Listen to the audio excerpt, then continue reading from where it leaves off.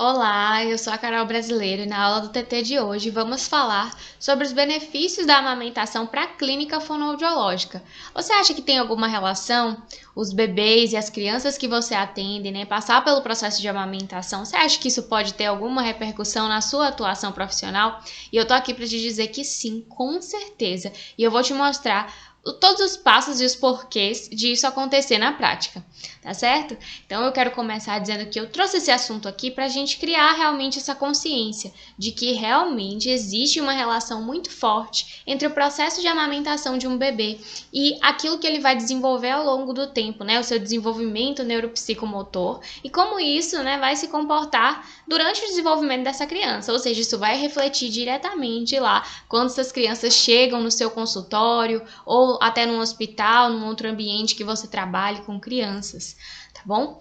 Eu preciso começar essa aula de hoje dizendo que o leite materno ele é o melhor alimento para a criança. Ou seja, é um alimento que é completo, é o melhor alimento, né, que o ser humano ele pode receber. Esse leite materno é o alimento mais completo do mundo, né? A gente tem aí a Organização Mundial da Saúde se colocando, né, se posicionando em relação a isso. A gente tem o Ministério da Saúde que anualmente faz as campanhas, né, do aleitamento materno, falando sobre a importância, sobre os benefícios, mas a verdade é que realmente o leite materno é completo. Por que ele é completo? Porque ele tem todos os nutrientes, os macronutrientes, né, que o organismo humano ele precisa para se desenvolver bem. Então não é apenas um leite, é um leite que é rico em carboidratos, é um leite rico em proteínas, rico em ferro, né, lactoferrina, é um leite rico em leucócitos, em hormônios importantes para o desenvolvimento da criança. Então, os hormônios que a criança consegue a partir do leite materno é exatamente o que o corpo humano precisa para se desenvolver bem, principalmente ali nos primeiros 3 meses. A criança ela consegue, por exemplo, o hormônio, né, a melatonina, que é o hormônio responsável pelo sono. Então, ela não consegue, né, produzir por conta própria todo o hormônio que ela precisa para conseguir dormir bem. E através do leite materno, ela consegue, né, esse extra, né, ou parte dessa melatonina que ele precisa para conseguir se desenvolver bem. Além da melatonina, tem o triptofano, que é um precursor da melatonina para realmente ter uma produção melhor de melatonina, e tudo isso vem através do leite materno. Então imagina, né? Existe uma relação aí muito forte entre leite materno e sono da criança, né? Por conta disso, por conta desses hormônios, né? Ao longo do dia, o leite materno ele vai mudando, então vai se adaptando também às características da criança, né? Durante a noite, é rico mais em hormônios que estão ali relacionados ao sono. Durante o dia, é mais rico em cortisol, então a criança fica mais alerta. E conforme a criança vai se desenvolvendo, ele vai se adaptando também, né? As crianças, ao longo dos meses, vão necessitando ficar mais acordada para explorar o ambiente, para conseguir se desenvolver melhor e se relacionar, né, socialmente com o mundo, e o leite vai se adaptando a isso. É incrível, né? Como eu sempre falo assim que o leite materno, eu sempre falo não, né? São as referências que dizem que o leite materno é o principal alimento para a criança até o 1º ano de idade. Então imagina, durante um ano, o leite materno ele vai se transformando, né, ao longo do dia e durante o tempo, para que seja o alimento mais completo que essa criança receba, pelo menos até 1 ano de idade, né? Pelo menos aí que ela tenha todos os seus nutrientes garantidos através do leite materno, porque a partir da introdução alimentar, a criança vai começar a criar uma nova relação com os alimentos. Eu já vou falar disso mais pra frente, mas eu preciso aqui te lembrar disso, de que o leite materno, né, ele não ele substitui até 1 ano de idade todos os outros alimentos, né? Ele não é mais um alimento a partir da introdução alimentar, não. Ele é o alimento principal até a criança completar 1 ano, e a gente precisa saber disso para poder promover, né, um aleitamento de qualidade e promover também uma assistência de qualidade para essas famílias, né, um atendimento de qualidade, para a gente promover realmente prática baseada em evidência, né? Não nos nossos achismos, não aquilo que a cultura reproduz, né? Porque isso realmente é a cultura do desmame. A gente entender que a criança a partir dos 6 meses de idade acabou, leite materno agora é alimento. Não é assim, né? E as famílias também precisam entender isso, porque afinal de contas quem estuda isso são os profissionais, né? Muitas vezes as famílias chegam sem saber de todas essas questões. Então a gente é responsável por informar sobre tudo isso para as famílias que a gente atende, tá? Um outro ponto importante, né, sobre os benefícios da amamentação para a clínica de fonoaudiologia é que a amamentação ela otimiza o vínculo entre mãe e bebê. E o que isso tem a ver com a clínica fonoaudiológica? Porque isso favorece o desenvolvimento dessa criança. Então, se a criança ela tem um desenvolvimento com apego aí a esses cuidadores, né, essa mãe, né, esse pai que estão ali prestando esse cuidado, isso tende a fazer com que ela se desenvolva muito melhor. Por quê?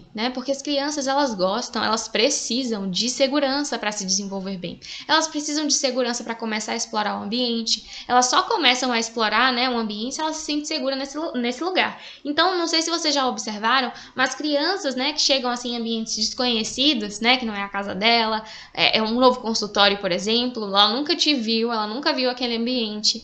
Ela tende a ficar um pouco mais tímida, Mesmo que ela não seja ainda uma criança que anda, tudo, ela tende a ficar um pouquinho mais quietinha ou se comportar diferente, ou chorar, Se sair do colo da mãe. Tudo isso é porque aquele aconchego, ele promove segurança, E a criança precisa dessa segurança para começar a explorar o ambiente ao seu redor. E o que a amamentação tem a ver com isso, A amamentação, ela promove essa previsibilidade para as crianças. Então, quando a criança, ela precisa, tá com fome e ela precisa de alimento, é através da amamentação, da livre demanda de amamentação, que ela consegue isso. E isso meio que reproduz o que ela vivia dentro do útero, Que a criança não sentia fome dentro do útero da mãe. Ela recebia todos os nutrientes através do cordão umbilical, E ali tudo que ela precisava estava sendo garantido em todo momento. Ela não sabia o que era fome, ela não sabia o que é ter essas necessidades, supridas. Tudo que ela precisava, ela poderia fazer ali. E quando ela nasce, ela ainda precisa dessa previsibilidade para entender esse mundo exterior que é tão diferente de quando ela estava ali intraútero, Então, por isso que a gente promove livre demanda de amamentação. É quando a criança solicitar. E não necessariamente só quando ela solicitar, Quando os peitos dessa mulher estiverem cheios, para que essa mãe ela consiga esvaziar no tempo certo, e muito provavelmente isso vai de acordo com a demanda do bebê. O bebê não precisa chorar para dizer que tá com fome, pra gente entender que ele tá com fome. Ele tem outros sinais, Ele começa a ficar mais atento. Bebês muito novinhos, RN, geralmente despertam por necessidades fisiológicas, porque eles não enxergam muito bem o ambiente, Eles ainda não interagem muito bem, eles ainda não têm essa necessidade de interagir. A gente, que tem necessidade de interagir com a criança, mas eles ainda não entendem muito bem que eles estão fora da barriga da mãe. Então, eles despertam ou por fralda suja ou por fome, E na maioria das vezes é por necessidade de sugar. Então, é necessidade de ir para o seio da mãe para poder se sentir seguro, confortável, aconchegado, Importante dizer que os bebês não vão para o seio da mãe só por sucção nutritiva, Só para se alimentar, só para conseguir leite materno.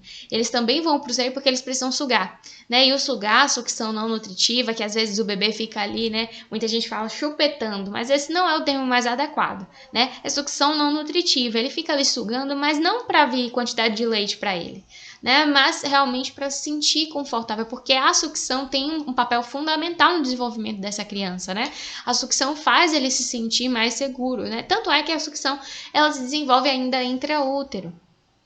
E aí a gente precisa entender toda essa dança para entender como essa criança se comporta do lado de fora, Então essa previsibilidade que a livre demanda de amamentação promove, De o bebê saber sempre que ele solicitar vai ter o alimento por perto, ele não vai precisar chorar necessariamente para comer. E isso é muito bom, porque se a criança faz essa relação de que toda vez que ela precisa de uma coisa, ela precisa chorar, aí a gente tem os bebês, que choram muito, e existem bebês mais chorosos do que outros. Mas se você consegue compreender aquela criança, de uma maneira mais ampla, você vai conseguir suprir a necessidade dela antes, de que ela precise chorar, porque o choro vem para comunicar alguma coisa, Não que a criança entenda aquilo, mas o choro ele vem é como se fosse aquela explosão, A criança já tá tentando comunicar de alguma forma, ele tá se sentindo incomodado e o choro é a única maneira de comunicar aquilo que ele tem, porque ele não fala, Então, o choro, ele também é uma forma de comunicação, a primeira forma de linguagem que essas crianças, desenvolvem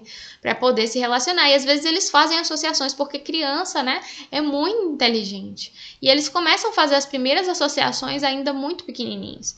Então, a partir do choro, eles também associam, Se eu chorar aqui, eu consigo que ela venha, Que eu consigo colo, é quando eu chorar. E isso não precisa ser assim. Por isso que a gente promove a questão da criação com apego, né? A criança estar apegada à mãe não é algo ruim, é muito saudável, né? E é necessário que seja assim para o bom desenvolvimento, né, neurocompatível, neuropsicomotor dessa criança, tá? Para além disso, certo? De previsibilidade, das questões de alimentação, a amamentação, gente, minimiza o uso de bicos artificiais. Ou seja, quando a criança, né, ela está em aleitamento materno exclusivo, é muito menos provável que ela vá necessitar do uso de uma mamadeira, né, do uso de uma chupeta. Por quê? Se é uma família que foi bem orientada, né, que não necessariamente precisou de uma fórmula, se é uma criança que está ganhando peso, muito provavelmente ela não vai precisar de fórmula. Né? A fórmula ela tende a entrar em duas situações muito clássicas. Ou quando a criança não está ganhando peso suficiente, né? Tá com ganho de peso arrastado ali, não tá ganhando peso suficiente, ou quando ela tem algum problema metabólico, tem alguma hipoglicemia, por exemplo, né? Ainda na maternidade, aí tem a orientação, a indicação de uso de fórmula.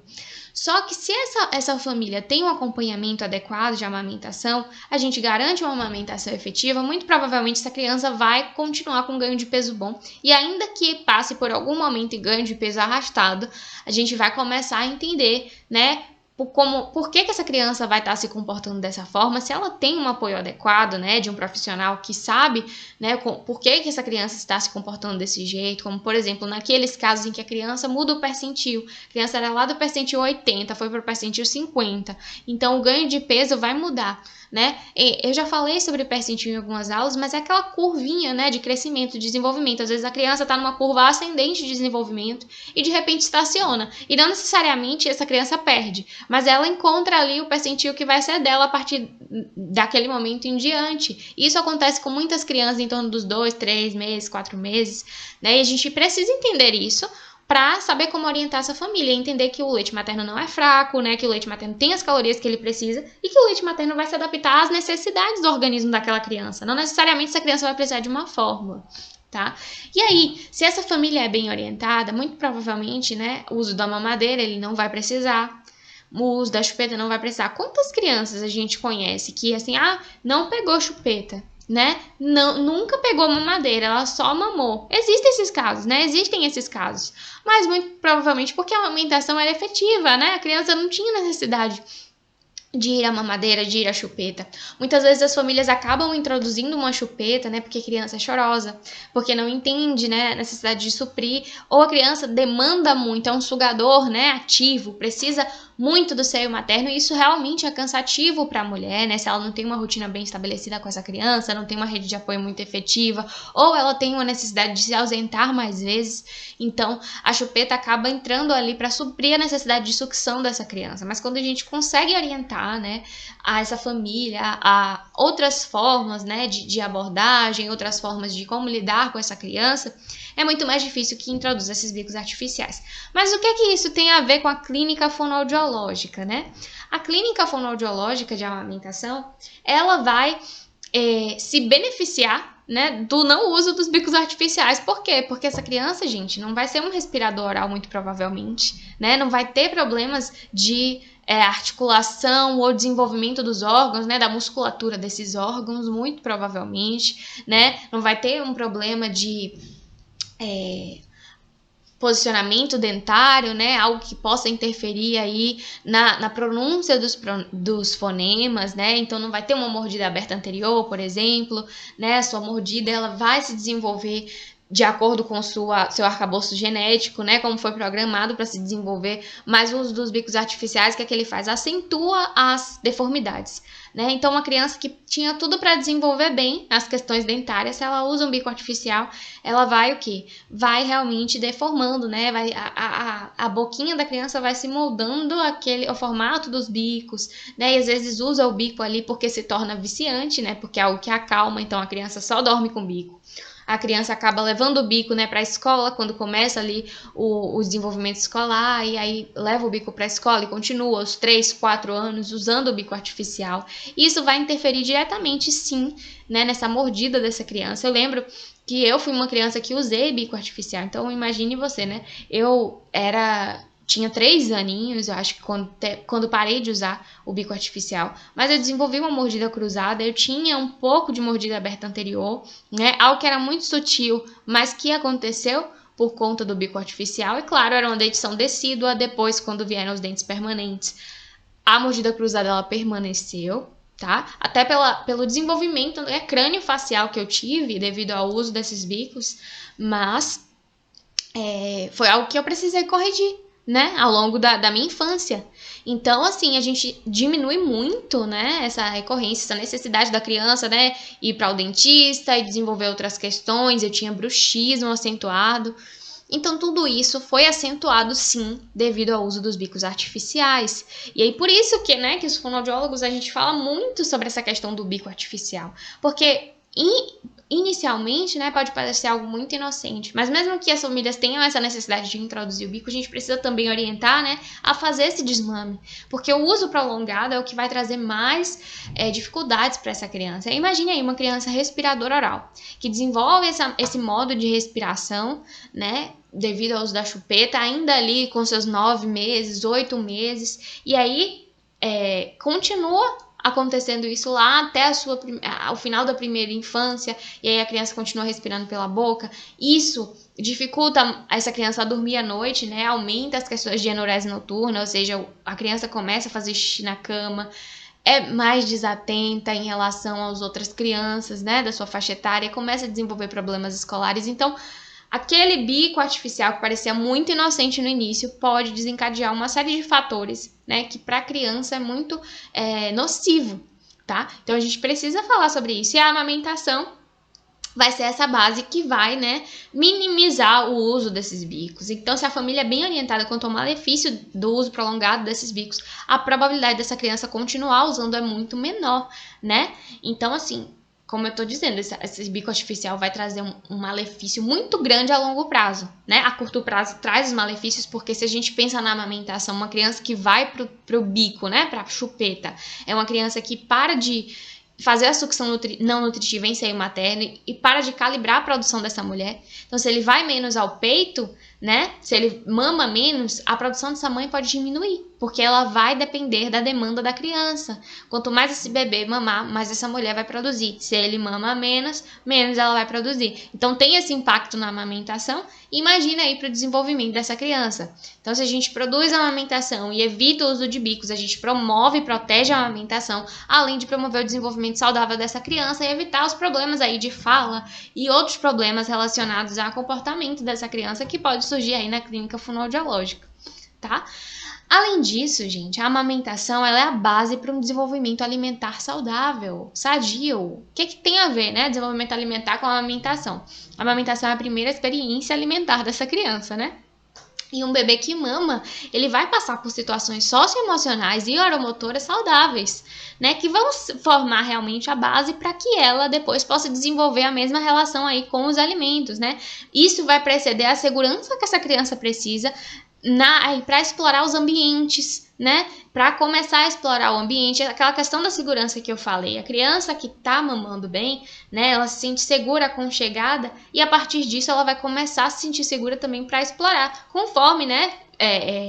Ela for se desenvolvendo, né? Os seus neurônios forem se desenvolvendo e o seu sistema neurológico for ficando mais maduro, ela vai começar a experimentar o mundo ao seu redor. Então vem a fase oral, de colocar tudo na boca, né, de colocar as mãozinhas na boca, levar os objetos à boca, e isso tudo vai preceder, né, a introdução alimentar, porque isso tudo mostra pra gente que essa criança está preparada, são sinais, né, de que ela está preparada para iniciar os sinais de prontidão que a gente chama, né, para iniciar a introdução alimentar. Então, se essa criança tem uma boa experiência de amamentação, muito provavelmente, né, isso não é a regra, mas muito provavelmente é como se fosse a coisa melhor, o remédio mais preventivo que a gente tem, né, para que essa criança possa introduzir a alimentação de uma maneira sadia, né? Então, se a gente promove esse ambiente saudável, né, socioemocional, para que essa criança se desenvolva bem, a gente vai, muito provavelmente, ter uma criança que vai estar pronta para introduzir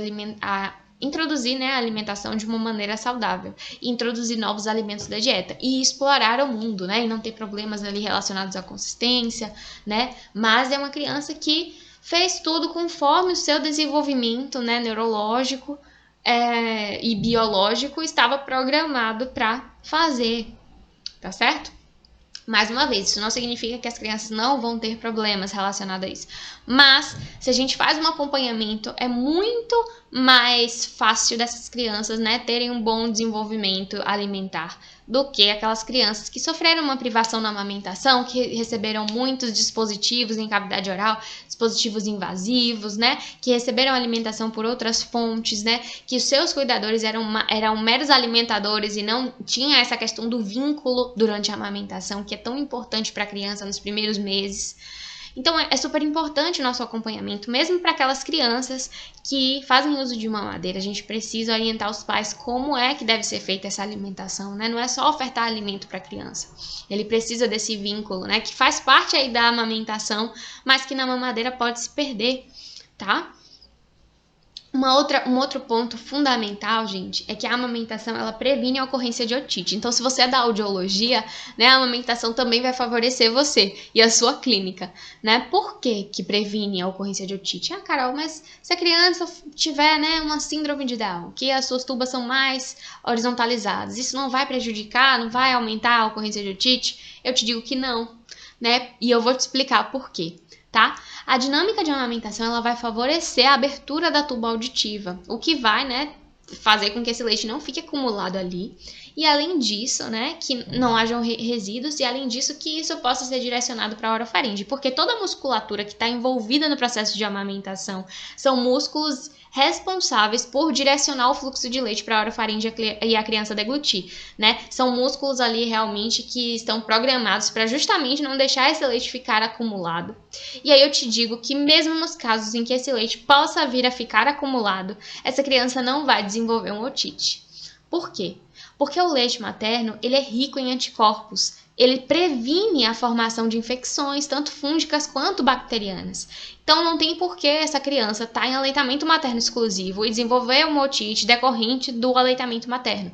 Isso não condiz, sabe? Não tem base científica para dizer isso. Já que o leite materno ele previne a formação, né, de otites, infecções, a não ser que essa criança tenha uma fístula, né? A gente está falando aí de outras ordens. Mas uma criança com desenvolvimento típico, pelo menos, a gente sabe que essas crianças elas não vão desenvolver otite se elas tiverem aleitamento materno exclusivo, tá?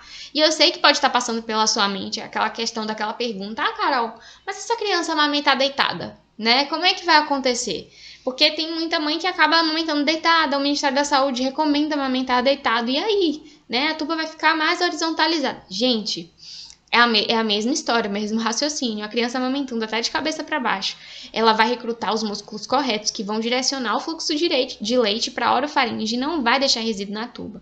Quando a criança amamenta em aleitamento materno exclusivo, ela recruta um músculo que chama músculo tensor do véu palatino.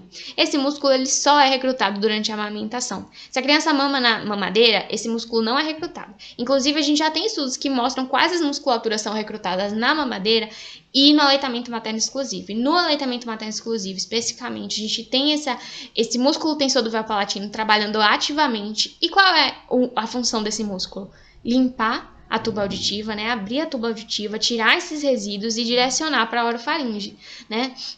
E a gente precisa lembrar que a criança pequenininha, ela deglute por reflexo, né? A quantidade de leite que vem, ela deglute. Então, se tudo isso é direcionado da maneira certa para a orofaringe, o disparo do reflexo da deglutição, ele vai acontecer. E essa criança vai tender a deglutir de maneira certa, né? Independente se ela esteja deitada ou não. Então, é por isso, né, que a gente tem base científica para dizer que a criança pode mamar deitada. Inclusive, é uma postura que a gente pode orientar as mães a fazerem, né? Para poder descansar, né? Com todo cuidado, claro. Mas para poder descansar, enfim. A única não recomendação, né, para esse caso de mamar deitada é para as crianças que têm refluxo, né, exacerbado, refluxo, realmente, doença do refluxo gastroesofágico.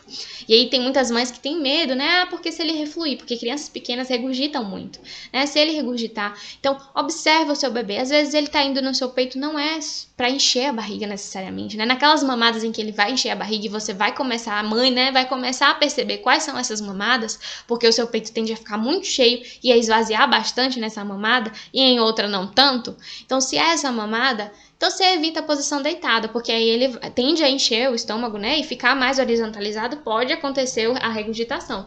Mas, né, se é uma outra mamada que não é essa que vai esvaziar diretamente o seu peito, simplesmente observa, né? Observa esse bebê, a gente orienta a observar. Às vezes o bebê não fica desconfortável, ele vai adormecer ali, né? E isso é tão bom. Para mães que fazem cama compartilhada, né? Só elas podem dizer quais os benefícios aí da amamentação deitada, porque a mãe acaba suprindo a necessidade do bebê ali, né? Não precisa levantar para ir até o quartinho, para ir até o berço, mas isso é um outro assunto, né? Cama compartilhada é um outro assunto que requer outras discussões.